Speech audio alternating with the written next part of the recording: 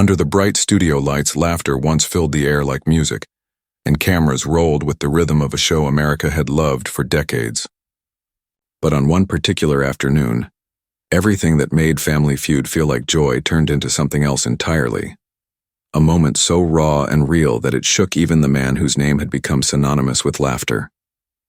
The headset hit the floor first, followed by Steve Harvey's microphone. The sound cracked through Studio 3 like thunder, echoing in stunned silence across the crowd of 300 people.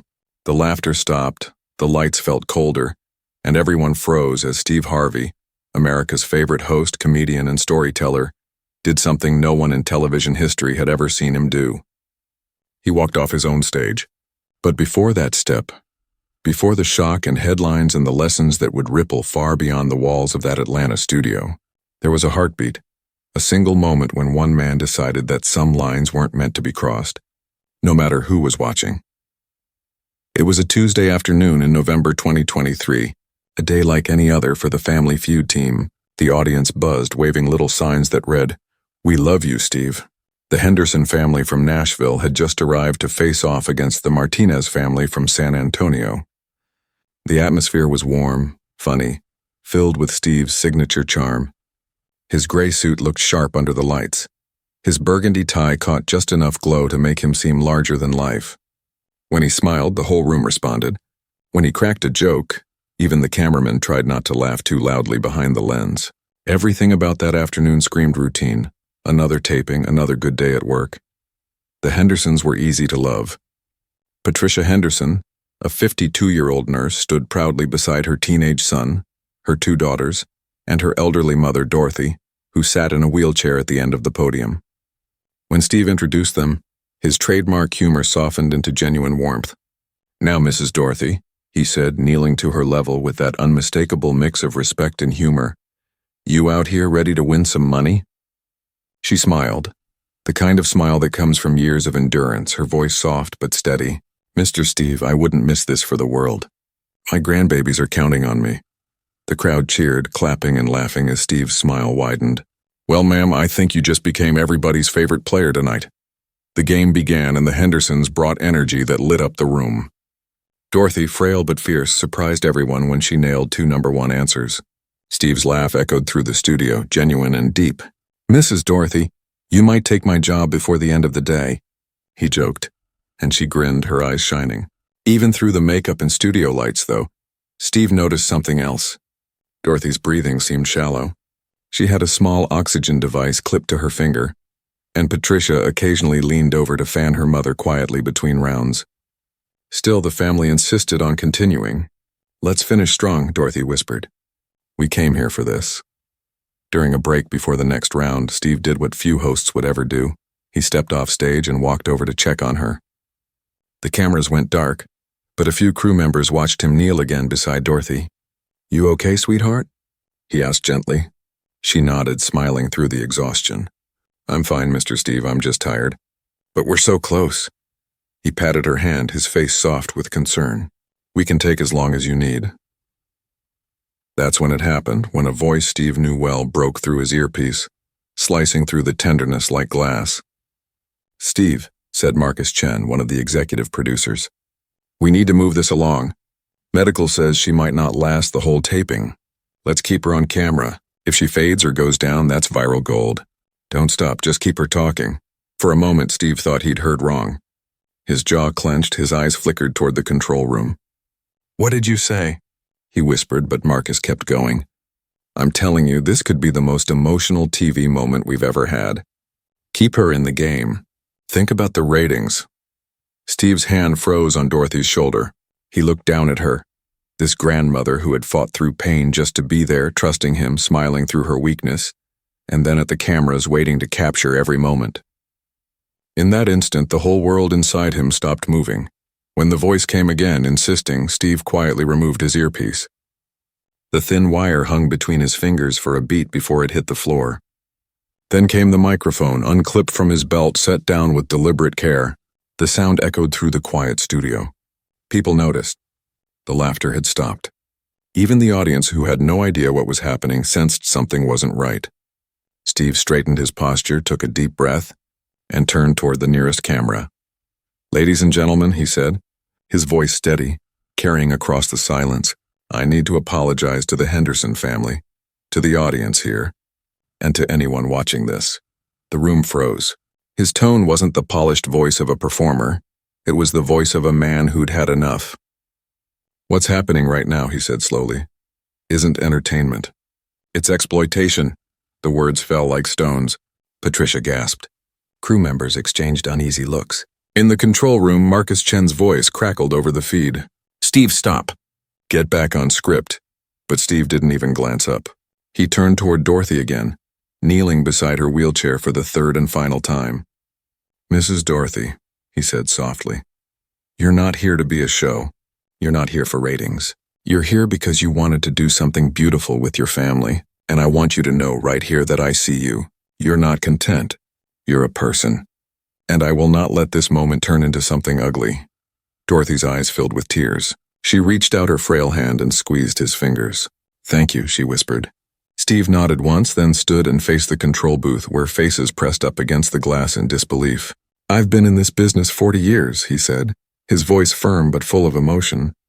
"I've made people laugh, I've made mistakes, I've learned a lot. But what I was just asked to do, what I just heard, is not who I am. It's not what this show is about. I was told to use a dying woman's struggle as entertainment.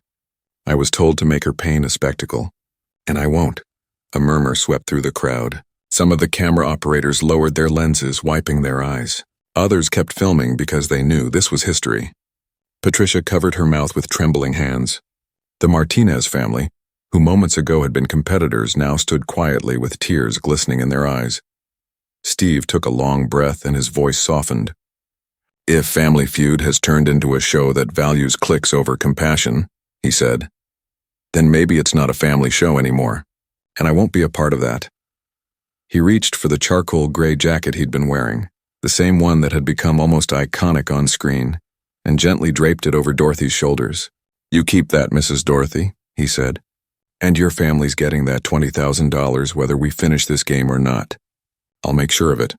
The studio was utterly silent. Then unexpectedly, the Martinez family began to clap. One by one, others followed. Camera operators, makeup artists, audience members, even security guards near the doors. The sound swelled like a wave, spontaneous and real.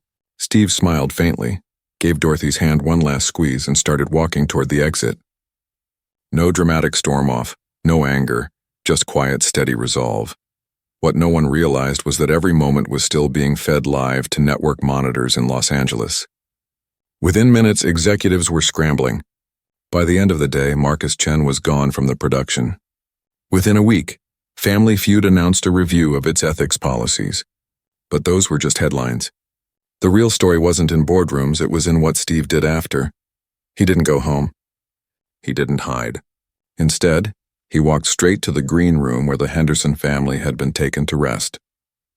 Dorothy was lying on a couch with an oxygen mask now, her daughter Patricia still holding her hand. When Steve stepped in, she looked up and began to cry. "Mr. Harvey," Patricia said softly, "I don't even know what to say." Steve shook his head. "You don't have to. I just came to tell you I'm sorry for all of it. For what almost happened out there." Patricia reached out, tears streaking her cheeks. "You don't need to apologize. You protected my mama when nobody else did. You showed us that kindness still exists." Steve sat beside Dorothy, who had removed her oxygen mask long enough to speak. "Young man," she whispered, her voice faint but steady, "I've seen a lot of people in my life. Good ones, selfish ones, lost ones. What you did out there, that was rare. That was courage." Steve took her hand gently, eyes glistening. "You gave me the reason to remember why I started all this," he said. "You reminded me that the show means nothing if we forget the people." 3 months later, Dorothy passed away peacefully, surrounded by her family. Steve wasn't just told. He was invited to the funeral, and he went quietly. No cameras, no attention. Patricia found him standing near the back after the service, holding a small envelope. "Mama wanted you to have this," she said. Inside was a note written in delicate handwriting. "Thank you for showing my grandchildren what integrity looks like. For the time I wore your jacket, I felt safe. That's the greatest gift you could have given me." Steve kept that note. The jacket, too. It hangs in his office today. not as a trophy but as a reminder that compassion will always outweigh fame. The story didn't fade. It grew. Within weeks, universities were teaching what Steve did as a lesson in media ethics. Other shows began revising their standards. And on the Family Feud set in Atlanta, a new plaque appeared at the studio entrance. It read, "Entertainment without exploitation. Laughter with love. Ratings with respect," in memory of Dorothy Henderson, who reminded us what matters most. Months later, in an interview, Steve talked about that day. "You know," he said, leaning forward with that same thoughtful smile, "I've made a living making people laugh. But that day I remembered something I almost forgot. We don't make shows for numbers, we make them for people. For families like the Hendersons who come to have a good time. That's what matters. That's the only thing that ever really mattered." He paused and his voice softened. "Dorothy taught me something that day. Courage doesn't always look loud. Sometimes it's just a woman fighting to stay alive so her family can smile one more time. And sometimes it's saying no when the world tells you to keep going." I realized no paycheck, no rating, no viral clip could ever be worth my humanity. When Steve Harvey stepped off that stage, he didn't lose his career. He found his purpose. He proved that there are moments in life when standing up for someone else costs you something, but it gives you back something much bigger, something called peace. And maybe that's what we're all searching for in the end. Not fame, not numbers, not attention, but peace in knowing that we did the right thing when it counted. If you've ever faced a moment where you had to choose between what's easy and what's right, remember this story. Remember Steve Harvey walking off a set not in defiance but in defense of dignity. Remember that one man's compassion changed an entire industry, and that one grandmother's quiet courage lit the way. Because in a world chasing viral moments, humanity will always be the only thing truly worth going viral. And if this story moved you, share it. Because kindness deserves to spread louder than outrage. Subscribe for more stories that remind us what it means to be human. And the next time life hands you a choice between doing what's profitable or doing what's right, choose right. That's how we make the world a little softer. One act of courage at a time.